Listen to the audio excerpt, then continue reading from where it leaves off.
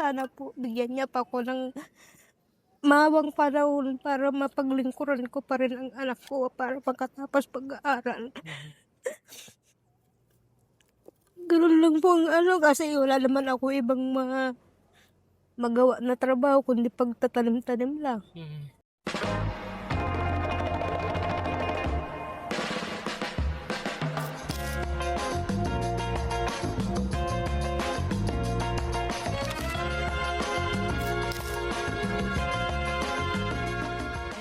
Magandang araw po sa inyo lahat mga kababayan. Ngayon ay nagbalik tayo dito sa lugar nila Limson para makausap siya at ang kanyang nanay. Tara, samahan niyo po kami.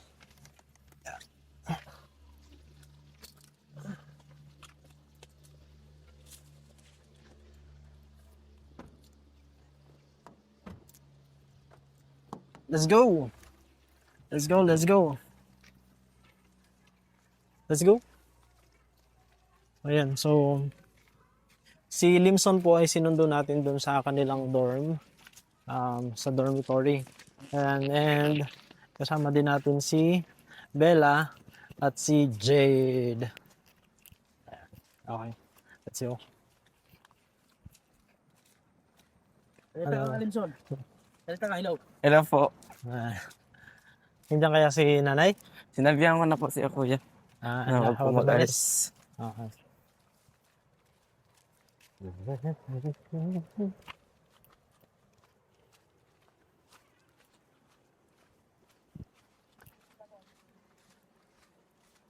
Sana siya? Ulit. Magandang umaga po. Yan si nanay. Nagagamas. Tara, puntahan natin. Habang nagagamas si nanay. Baka nagpaulan. Nako. Baka nagpaulan si nanay Hindi kaya. Minsan ba nagpapaulan si nanay? Pagka yung Lagi. Kasi ayaw huminto sa ginagawa. Ano? Oo. Parang wala ng oras. Ay, parang maubusan ng araw. Oo.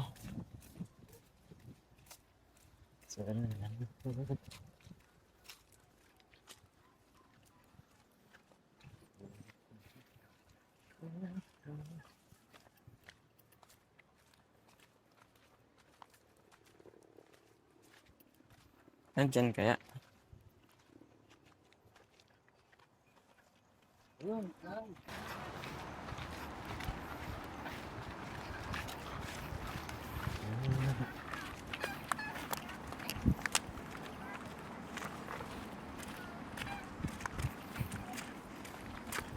Ayan si nanay. Naggagamas. Nanay. Magandang umaga po. Nagagamas si nanay. Ito, sa inyo po itong mga gulay na ito? Ito ang ginagawasan din sa atin na. Kayo pa nagtanim yan? Yan ang mga tanim ko na gulay. Okay. Kausapin muna natin si nanay saka si Limson. Hanap na tayo ng ano. Saan tayo pwede? Dito sa may bato? Okay lang? O doon sa yun? Mas maraming bato. Doon na lang, parang mas ano. Okay lang po, Nay? Usap lang po muna tayo sandali. So, ngayong araw po ay kasama na ulit natin si Nanay Sally saka si Limson. Actually, ilang araw pa lamang, parang 2 araw, no? 3 days. 3 days. 3 days since nagpunta tayo dito. Pero kahapon ko lamang po kasi na-publish yung video noong una nating pag-uusap kasama si Limson. Wala pang 24 hours after ko ma-upload yung video, pero eto at nakabalik na po kami. At merong dahilan kung bakit po kami ay nagbalik. Pero bago yun, gusto muna natin kumustahin si Nanay. Nanay Sally, kumusta po kayo? Ito, ayos lang. Kasi ay kwan ako, nagagamas-gamas ako dahil ilang araw naman nagabagyo ay hindi ko na madalaw-dalaw ang mga pananim ko. Kaya ngayon nag-araw-araw, nandito ako sa mga gulayan ko. Kaya ginagamasan ko at tinatabunan ko yung mga ugat kasi nagalabasan na Para pag hindi kasi matabunan, mamamatay sila. Kumusta po kayo nitong mga nakaraang araw? May pagkain naman po kayo? Sa awa ng Diyos, meron din po. Meron naman po. Nakakakain pa rin po. Pero nung paniang ulan at parang kahit kakain ka, parang walang lasa ang pagkain.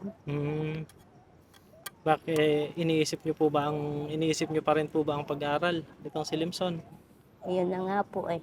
Kasi iniisip ko kung anong kalagayan niya sa dorms.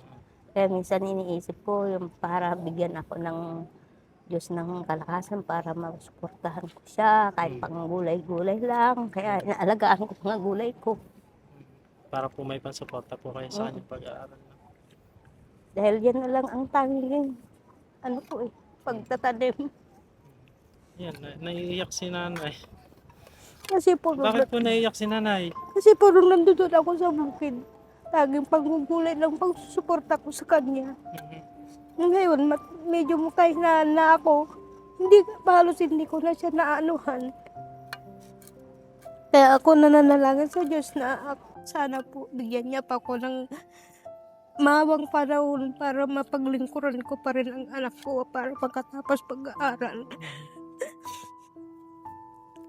Ganun lang po ang kasi wala naman ako ibang mga magawa na trabaho kundi pagtatanim-tanim lang.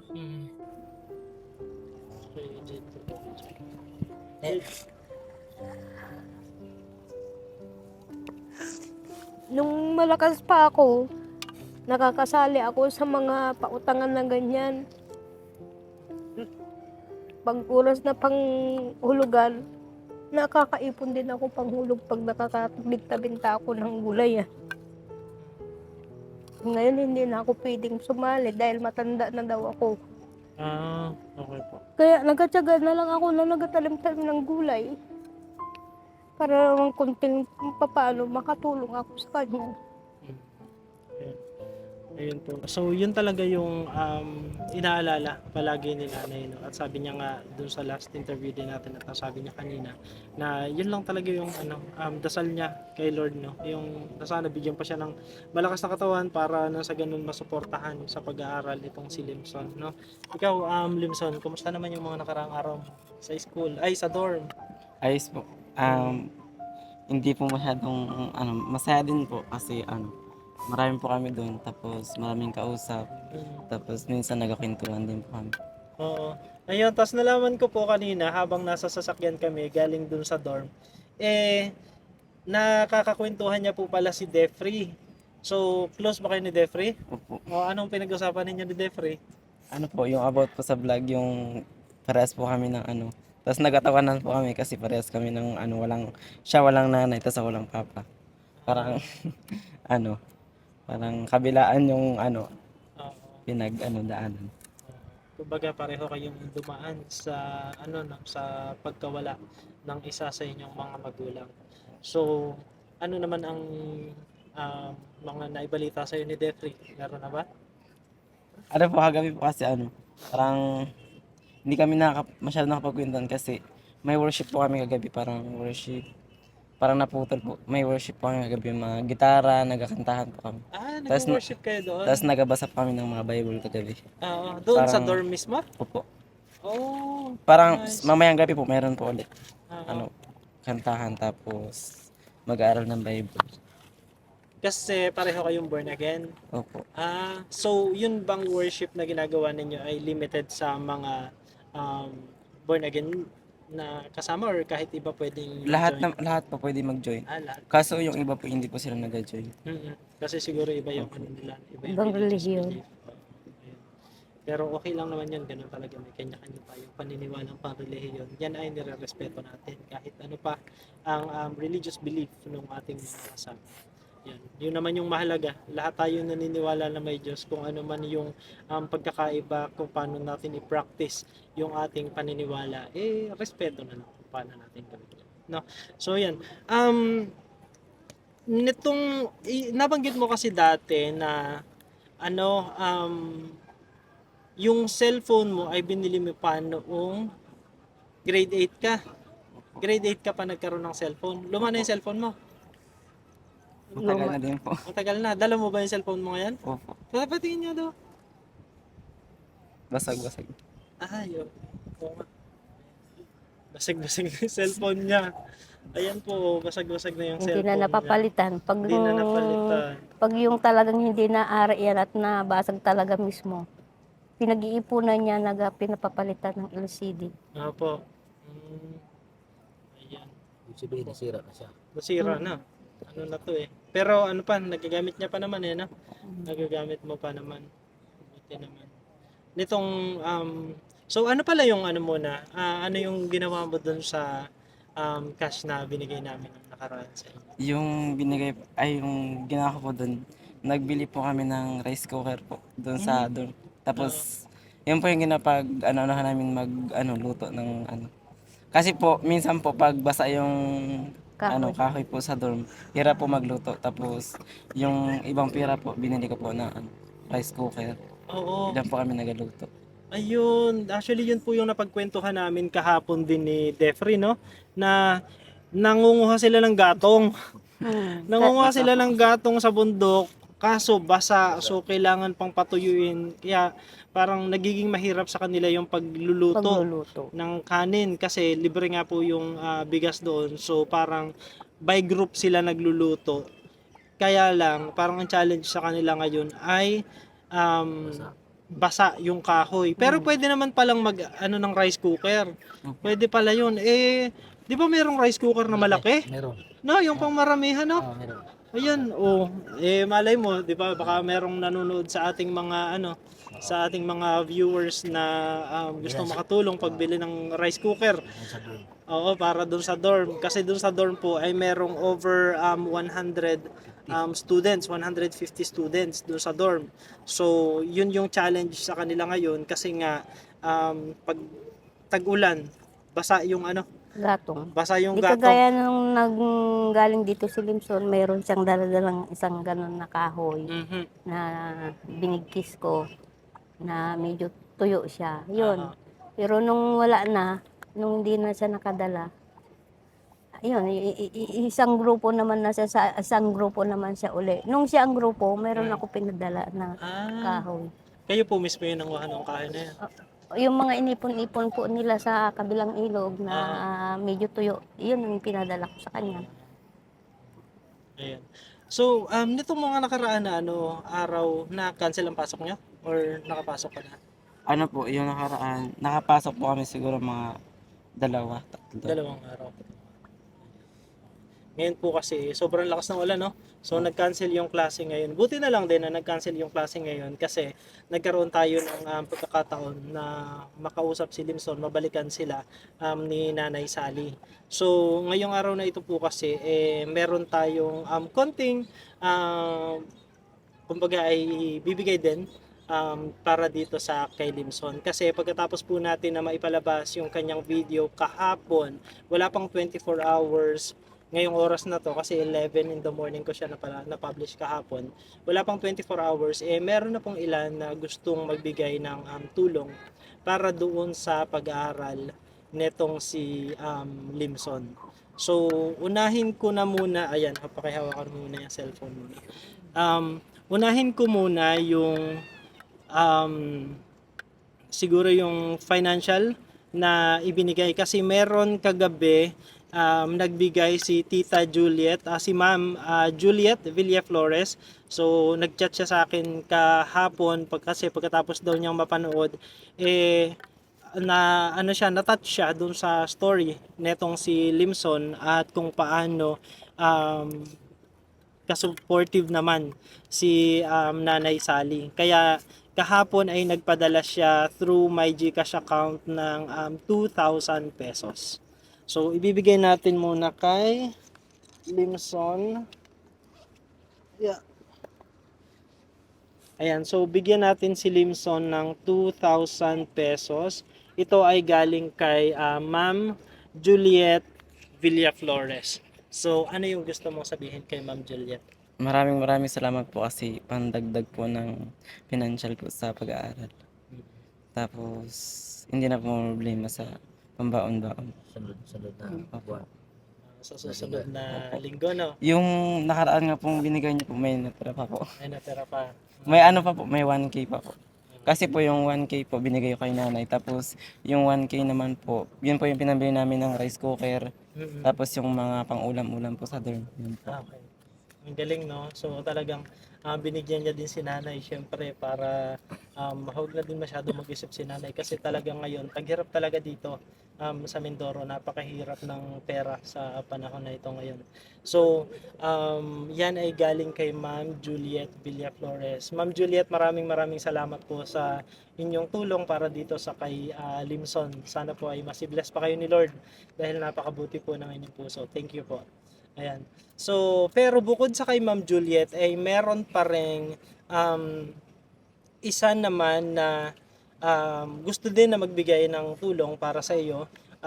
Financial support, gusto niyang sabi niya sa akin, kausap ko siya kagabi, yung isa sa ating napaka-supportive na sponsor, ayan, kausap ko yan kagabi, si Tita Moscow. Tita Moscow, maraming salamat po. So, yan, sabi niya sa akin, Jason, ikaw na ang bahala, nagpadala sa akin ng pera, si Tita Moscow.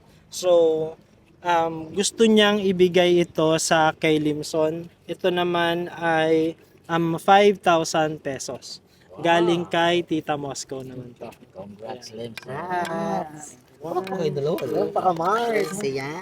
Kaya ang viewers eh. Ayan. Mga palakpak yun.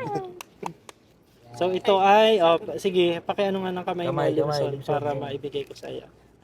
1, 2, 3, 4, 5,000 pesos. Palakpak nila. Salamat sa nag-suporta kay Lim. Maraming salamat. Ayan. So, ayan. So, ilan na? 7,000, no? Ayan. Pero Meron Grabe. hindi Grabe po yan, dyan, ah. hindi po dyan natapos. Hindi po dyan natapos. Kala ko tapos na. Grabe, hindi pa. Parang may surprise si Sir Tots. Oo, hindi pa dyan natapos kasi nabanggit ni Limson kasi nung last time na yun nga, itong cellphone niya matagal na itong cellphone niya eh. So, nagagamit pa naman pero I think mas better kung mapalitan na siya. Palitan ko na kaya to. Ay! Palitan ni Sir Ay, Tots. grabe. Grabe yun. Ibang klase. Ibang klase si Sir Tots. Palitan, ang bago. Palitan ko na to, Limson? Ha? Tingin mo? Ha? Pwede? Okay. Pag pinalitan ko tong cellphone mo na to, kanino mo to ibibigay? Kay nanay. Kasi po minsan pag nag-cellphone po ako si nanay po, parang kawa po naganood-nood po sa akin. Minsan po ginagawa po yung cellphone ko pag tulog na ako. Oo. Siya naman po yung nagagamit. Siya naman ang gumagamit. Ako hindi makatulog. Aha. Nanonood ako sa video. Kaya kahit walang sa YouTube, yung mga video niya baga sa mga tinitignan ko.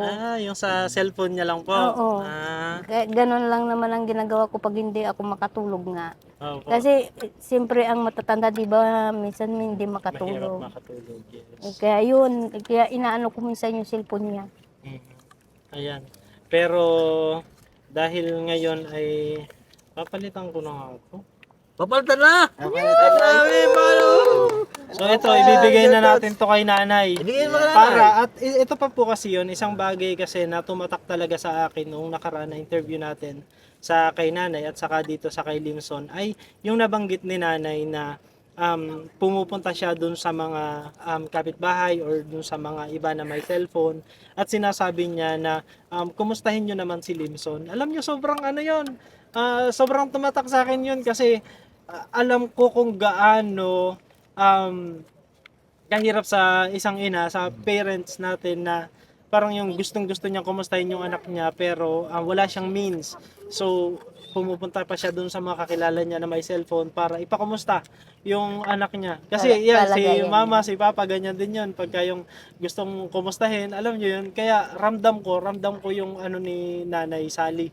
Kung gaano niya, kumbaga gusto niya palaging malaman ano bang nangyayari sa anak ko, okay ba siya doon, kumain na ba siya doon. Kaya, yan, tumatak talaga sa akin yon. Kaya itong cellphone mo na ito ay pwede mo nang ibigay sa iyong nanay. Malaki yan, malaki. Wag muna, kukunin niya muna yung mga ano niya dito. Ayo po yung mga picture. Ayan yung kung ano, bibigyan natin kayo Pag ng yan ay time. hindi niya nakuha niya na bago niya ibigay sa akin. Ilipat pa, may ilipat pa sila. Okay. So, Ano pwede kaya? mo na yung ibigay sa kay nanay dahil Marami pa siyang meron ka ng bagong cellphone. Si Limson! Ayan. So, Okay na yan. ito po ang kanyang bagong cellphone. Ayan. So, ito ay nanggaling rin ito kay Tita Moscow. Yung nagbigay nung 5,000 pesos, ito ay nanggaling din sa kanya. Kaya Tita Moscow, maraming salamat po. So, meron siyang cash, meron pa siyang bagong cellphone. Wow. Ayan, sige. Tingnan mo nga kung baka hindi totoo. Baka baka prank. Oo, baka it's a prank pala, no? Baka sa prank. Ito, dito sa... Tunay? Ito yung para sa warranty. Tago mo yan ha, tago mo yan. Tago mo. 1 year warranty yan. Wow! Anong gusto mong sabihin kay Tita Moscow? Siya yung nagbigay ng 5,000 sa kanitong cellphone para sa Maraming salamat po kasi po hindi lang po financial yung binigay kundi gamit pa po sa pag-aaral. Hindi na po mahihirapan kasi yung cellphone po na isa nagalaglag na rin po. Mas ano pa yung pag-aaral, mas mapapadali po. Hindi nagalag. Pinakita niya kasi yung isa sa ulo niya, nasa cellphone niya. Madami po kasi. Marami, mahaba na itong isa sa ulo ko. Sabi niya, haba, sabi niya gano'n sa akin. Kaya kako pakatalino ka. Kako magdasal ka sa Diyos, nabigyan ka kako ng katalinuhan. Sabi ko gano'n sa kanya kahapon. Kasi ang Diyos, walang imposible ka sa Diyos, di ba? Sinabi niya pa na. Yan ang isang bagay na talagang sinasabi namin paulit-ulit sa mga nakakausap namin. Talagang mag-pray lang. Maniwala ka lang kasi God Kasi will nung siya, elementary pa lang siya, Mhm. sabi ko, di mahina siya sa English. Anak, subukan mo ka ako magbasa sa Bible. Bigyan ka lang katalinuhan yan. Kaya sabi Yung ko, dati po, hindi pa po ako marunong magbasa ng Tagalog tas English po. Ano po, nag-aasay po ay magbasa daw po ng Bible kasi sa Bible daw po mas natututo. Tapos ano po yun, parang simula umaga, may oras po ako nagbabasa po tapos hanggang gabi. Minsan po, yung unan ko po yung Bible na. Ganun lang. Palaging maniwala at magtiwala kay Lord. Yun lang yun.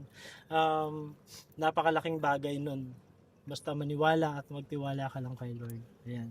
So, ngayon ay meron ka ng cellphone, meron ka ng cash na kahit papaano siguro ay makakatulong na sa'yo sa inyong mga susunod na linggo o sa susunod na buwan, no?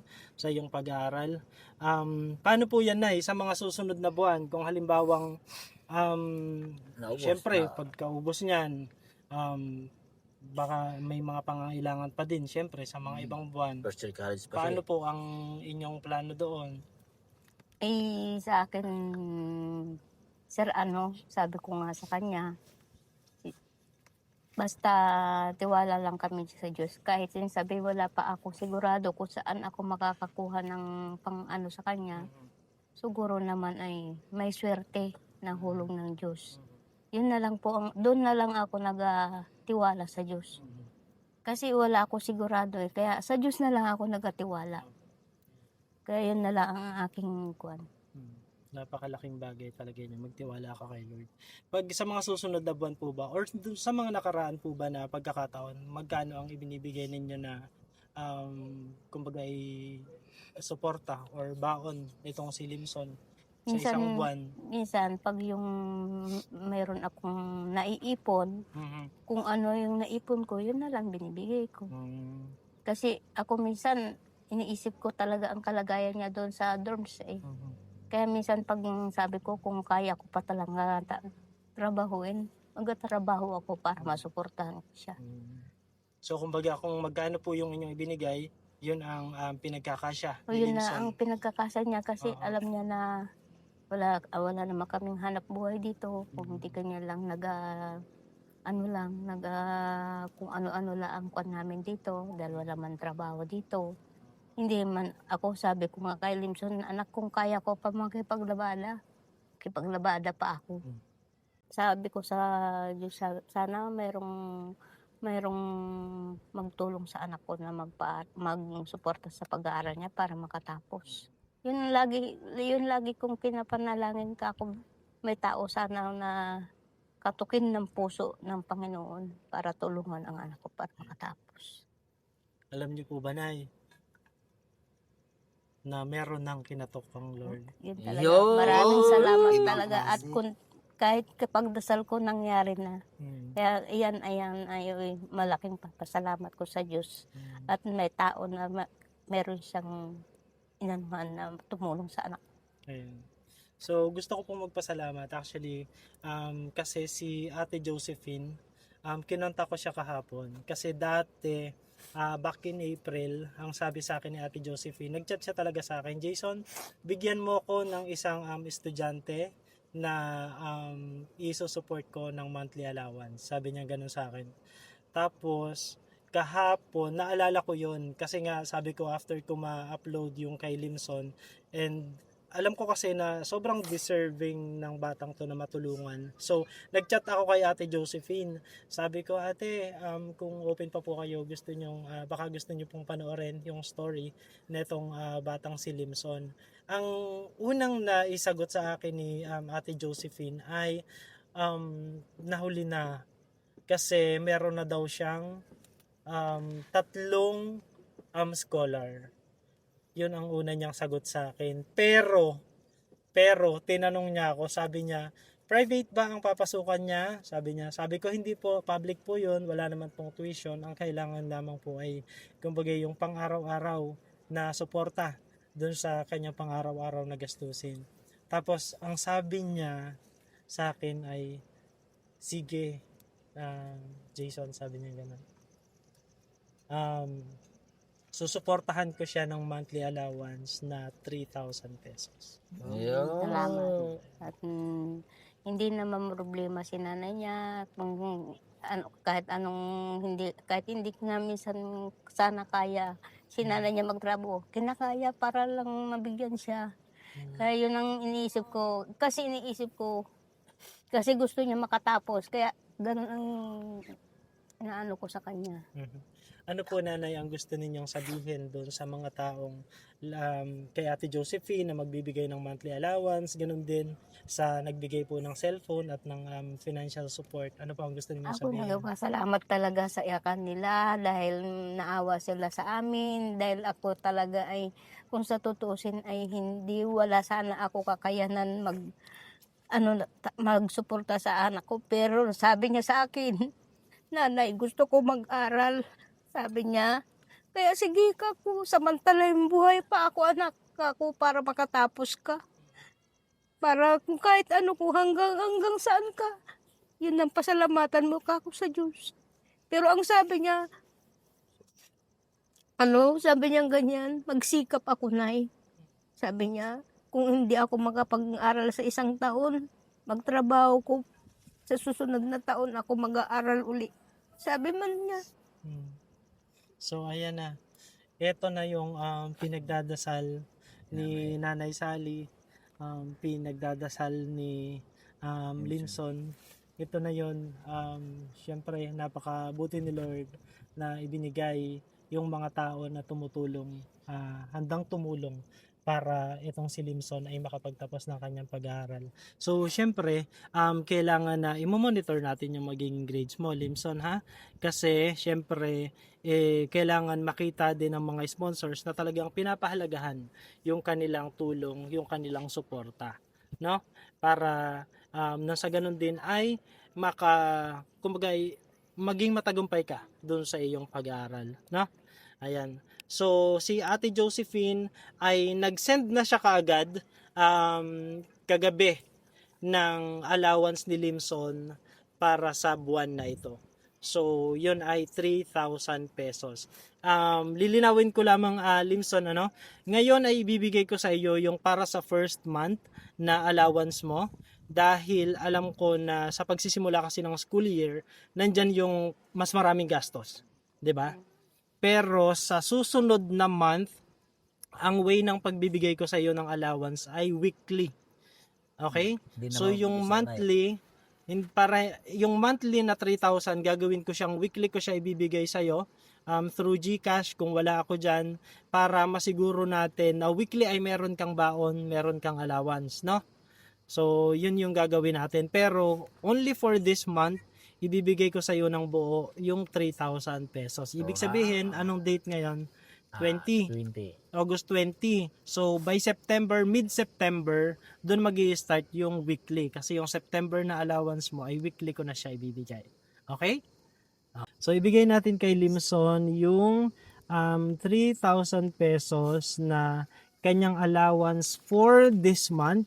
Ito ay nanggaling kay Ate Josephine. Ulitin ko lamang po, ito ay for this month. Sa susunod na month ay gagawin na nating weekly yung pagbibigay natin ng allowance kay Limson. Yan po ay consistent with the other scholars. Yung lahat po ng scholars na hawak natin ngayon, si Limson ay pang 8 na 10. hindi, Ilan ba yun sa'yo doon? 6, 7, 8, 9. 9. Pang 9. Ayan, grabe, pang 9 na scholar na natin si Limson. At yun yung post ko nung isang araw, nung birthday ko. Sabi ko nga, wala pa talaga akong 1 year dun Wala sa pa. charity vlogging. Pero right now, ayan, pang siyam na yung ating scholar, and gusto nating pasalamatan yung lahat ng mga sponsors na nagtitiwala sa atin para makahanap tayo ng taong karapat dapat na tulungan. Gusto ko rin pasalamatan syempre yung mga viewers and subscribers na palagi na sumusuporta, kasi yung sinasabi po ng mga viewers natin na ang tanging may tutulong lamang namin ay yung hindi mag-skip ng ads. Again, uulitin ko po, sobrang laking tulong po nun para sa amin ang mga content creator. Kaya maraming salamat po. So, ayan. So, bigay natin kay Limson. Ito Okay, yung iyong thank you. allowance for this month, no? So, 1, 2, 5, 6, 7, 8, 9, 3. Wow. So, yan. Congratulations. Okay. So, ilan yung total ng ano mo ngayon? Cash. Cash mo ngayon? 10,000 pesos, no? Kasi 2 plus 5 plus 3. So, 10,000 pesos. And then, mag-i-start yung iyong weekly allowance by September, mid of September. Okay?